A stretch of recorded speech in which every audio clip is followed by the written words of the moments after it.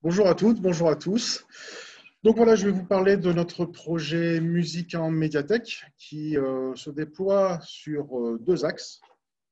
D'abord, l'intégration des instruments de musique dans nos collections, nos instruments dédiés au prêt, et aussi la mise en place de matériel d'écoute audiophile, c'est-à-dire une chaîne hi-fi dans un espace dédié, euh, qui sera le support d'animation. Alors, c'est un projet global qui a été financé en grande partie par l'Europe, par le biais d'une part d'un projet leader que nous avons constitué avec le soutien du SMAD des Combrailles, le syndicat mixte de l'aménagement et du développement des Combrailles, Céline Duvin en particulier. Le projet leader nous a permis l'acquisition d'instruments de musique, de chaînes hi-fi, vraiment de qualité audiophile, mais aussi, alors bien sûr pour une part beaucoup moindre du budget, mais c'est quand même important, de sièges relax pour installer nos usagers dans des conditions d'écoute tout à fait confortables. Voilà. Nous avons aussi bénéficié de l'aide du département au titre de la dotation générale de décentralisation, qui nous a permis d'accentuer notre action de musique en médiathèque par l'achat de deux nouveaux types de collections en fait, qui arrivaient dans notre établissement. D'une part, des acquisitions de disques vinyles, qui, dans un premier temps, sont dédiés à l'écoute sur place, mais j'espère bien sûr arriver à un service de prêt, pourquoi pas dans le futur, mais aussi des acquisitions de musique imprimée, et en particulier de méthodes d'instruments qui accompagneront la présence des instruments qui sont dédiés au prêt. Voilà, alors, que dire en fait, notre projet en ce qui concerne les instruments de musique, la philosophie de départ, c'est de pouvoir créer la rencontre entre l'usager et l'instrument. C'est la chose qui peut paraître la plus contraignante en général, mais en milieu rural et sur notre territoire en particulier, parce qu'on ne dispose pas de grandes structures d'apprentissage de la musique, voilà, comme un conservatoire qui rayonnerait sur le territoire, ou de très grandes écoles de musique avec une grande diversité d'instruments pratiqués. Donc notre idée, c'est vraiment ça, c'est vraiment créer le contact entre l'usager et l'instrument, lui donner la possibilité de faire ses premiers pas en autonomie, donc d'où l'intérêt d'avoir des méthodes d'instruments très faciles d'accès, avec CD au minimum, DVD en général, qui accompagnerait une méthode pour ceux qui ne connaissent pas du tout le solfège. Voilà, on part dans l'idée que les premiers pas dans un instrument, le solfège n'est jamais une obligation, jamais un prérequis pour pratiquer un instrument. Donc on le met en pratique. Et puis, par ailleurs, en complément de cette proposition de musique imprimée qui accompagne les instruments de musique, nous avons l'ambition aussi de créer un espace sur notre site internet qui sera un portail qui renverrait vers des tutoriels en ligne qui sont extrêmement nombreux aujourd'hui sur internet pour permettre une prise en main de l'instrument. Voilà, alors là, c'est un travail compliqué de sélection, parce que là, il y a vraiment pléthore, donc c'est vraiment la sélection qui est au cœur de ce travail-là. Donc voilà l'ambition de mettre l'instrument de musique au cœur de nos collections. Quels instruments de musique? Alors, vous le voyez sur la diapositive, donc nous avons une guitare électrique, une basse électrique, un synthétiseur. Je précise que chaque instrument vient avec donc son étui en dur, mais aussi tout le matériel qui permet bien sûr sa bonne pratique. Donc là, vous voyez les amplis, les amplificateurs, mais il y a aussi tout ce qui est sangle, câble, petit matériel, plectre, enfin médiator, enfin, accordeur, tout ça. Nous avons aussi des instruments acoustiques, deux ukulélés, deux guitares classiques et un banjo. Je n'ai pas de photo de notre piano numérique, mais nous avons un piano numérique qui n'est pas destiné au prêt, mais à l'utilisation sur place directement dans l'espace de lecteur public, au casque, pendant nos heures d'ouverture. Pour le moment, il est installé, mais en raison de la situation que vous connaissez, nous n'avons pas encore lancé le service.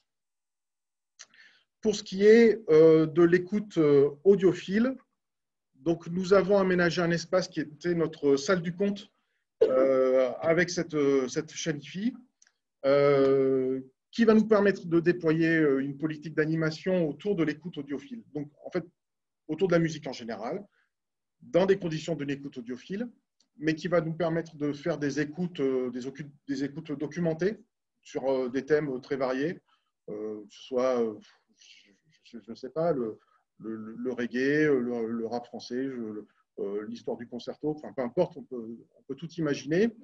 Des siestes musicales, des présentations de nouveautés, des sujets plus précis sur des artistes, un instrument en particulier. Bon, on peut imaginer plein de choses.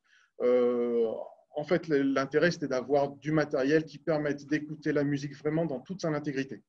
C'est-à-dire de la musique qui ne soit pas compressée, mais avec du matériel qui permette d'en apprécier toutes les fréquences et toute la richesse et, voilà, et l'ampleur. Alors ça aussi, ça a été un travail de sélection qui a été vraiment au cœur de ces acquisitions. Ça a été vraiment l'axe principal. Il a fallu écouter beaucoup d'installations différentes, beaucoup d'enceintes différentes. Ça a été un petit peu long, mais là, je crois qu'on est arrivé vraiment à une vraie belle installation, un bel équipement. Voilà. Donc, comme je vous le disais aussi, vous le voyez sur les diapositives, l'acquisition de ce support vinyle qui revient dans nos établissements, vous le savez, on en parle assez, qui revient dans le quotidien de nos usagers, hein, d'une manière générale. Les chiffres des ventes le prouvent aussi. Donc voilà, je crois que j'ai fait le tour au niveau de la présentation du projet. Si vous avez des questions.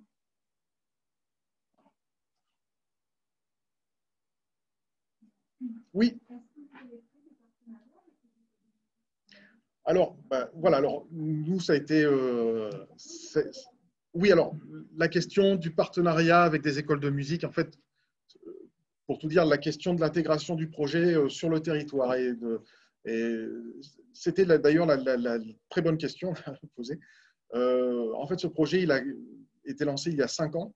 Et il n'arrive qu'aujourd'hui. D'ailleurs, il n'est pas encore tout à fait arrivé. Alors, d'une part, il n'est pas mis en place parce que bon, la situation sanitaire nous a fait prendre beaucoup de retard. Mais d'une manière générale, nous commençons à terminer la réception de tout le matériel. En fait. Donc, on est vraiment en bout de ligne droite, quoi.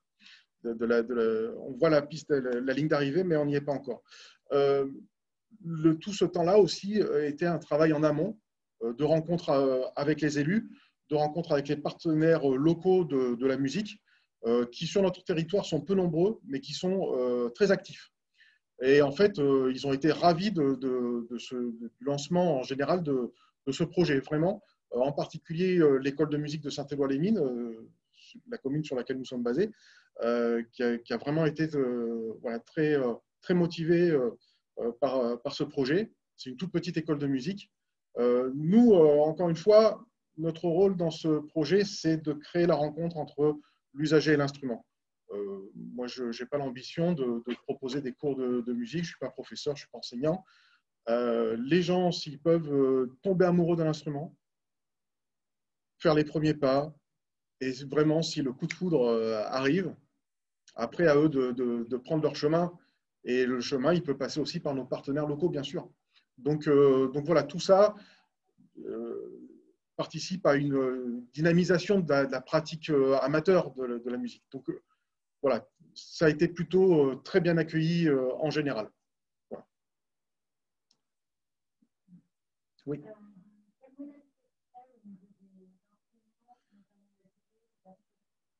Alors voilà, on est encore en train d'en discuter. Ah oui, la question des modalités de prêt, la question des assurances et oui, tout ça. Excusez-moi.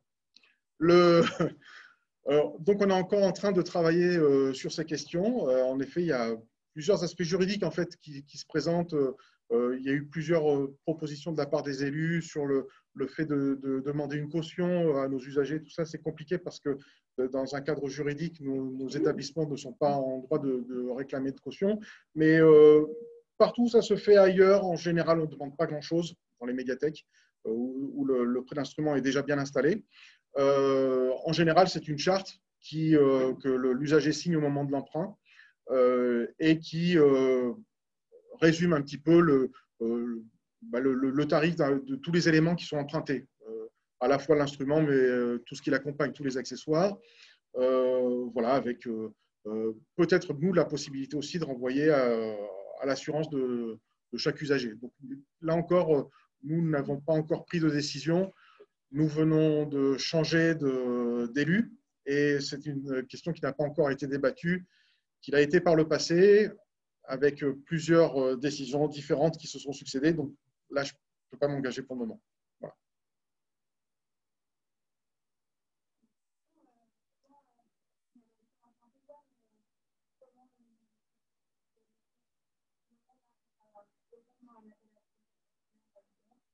Alors, comment, très bonne question, comment une commune, telle que la nôtre, pas tellement vaste, peut répondre à un projet leader? En fait, pour tout vous dire, le projet tel qu'il arrive aujourd'hui a été réduit de moitié. C'est-à-dire qu'à l'origine, ce projet devait, pour rentrer un petit peu dans les chiffres, financièrement, l'aspect du matériel pour l'écoute audiophile devait représenter un quart du budget global, pour trois quarts pour les instruments de musique. Le projet a été intégralement baissé de moitié. Et donc aujourd'hui, l'équipement audiophile représente la moitié du projet global. Donc ça veut dire qu'on a rogné sur les instruments. En fait, quand nous nous sommes présentés au SMAD pour avoir un soutien sur nos démarches vis-à-vis de l'Europe, on était au ras des pâquerettes, quoi. On nous a dit, vous ne pouvez pas descendre plus que ça parce qu'on ne prendra pas de projet inférieur à ce que vous réclamez. Donc déjà, nous, c'est nous qui… voilà, ils voulaient plus. Donc, on était vraiment au ras des pâquerettes. Et on a pu le lancer. C'est formidable. Pour moi, c'est vraiment une victoire de réceptionner les instruments jusqu'au moment de la réception. Moi, je voulais toujours pas y croire, hein, au bout de 5 ans de boulot, mais voilà. Donc, on y est arrivé. Donc, je vous encourage à lancer, vous aussi, des initiatives comme ça. Nous, on a eu la chance, c'est vrai, hein, d'avoir le SMAD des Combrailles à notre écoute, et qui a été un soutien important, hein, dans notre démarche. J'imagine que vous aussi, vous pouvez avoir de votre côté, dans vos territoires aussi, des gens qui peuvent vous soutenir et vous guider. Il ne faut pas hésiter, hein, voilà. Nous, en plus, vraiment, encore une fois, on s'inscrit vraiment dans une logique de territoire. C'est-à-dire que nous, on a vraiment fait un travail en amont de rencontres avec les élus, avec les écoles de musique, les intervenants en musique sur le territoire. Donc, bon, tout ça a une logique de territoire intéressante, quoi, voilà, qui trouve un écho en tout cas.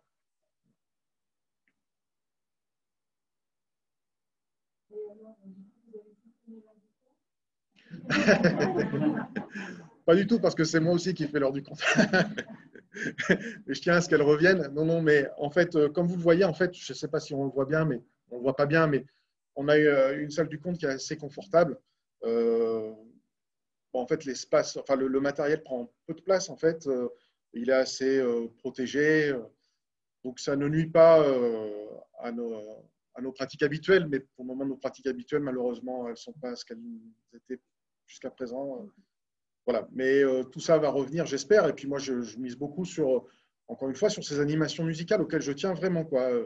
Je pense qu'on a un vrai rôle, nous, médiathécaires, de proposer une alternative musicale à ce qu'on nous propose par ailleurs dans les médias et sur Internet et tout ça, et aussi une alternative dans la connaissance, dans la culture de la musique, qui est vraiment quelque chose qui disparaît totalement autour de nous, dans le quotidien. Donc voilà, je crois qu'on a vraiment un rôle à jouer, et ça, c'est un support formidable pour ça. J'espère que ça va porter ses fruits.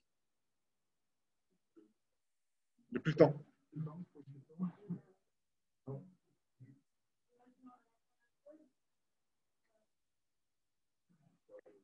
C'est une question rapide. J'ai l'impression que c'est beaucoup histoire de la musique et du coup, la musique contemporaine, pas trop les vinyles. Ah si, si, en fait, là, on voit pas bien, hein. Mais il y a beaucoup d'actualités. Là, il n'y a que des vieilleries. Non, non, mais il y a beaucoup de choses très actuelles.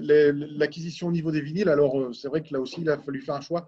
Mais c'est à peu près un tiers de tiers. Il y a un tiers d'actualité, vraiment. De choses. Oh non, au contraire. Et puis le programme d'animation, il est aussi consacré à des genres très, très actuels. Voilà, absolument. Voilà.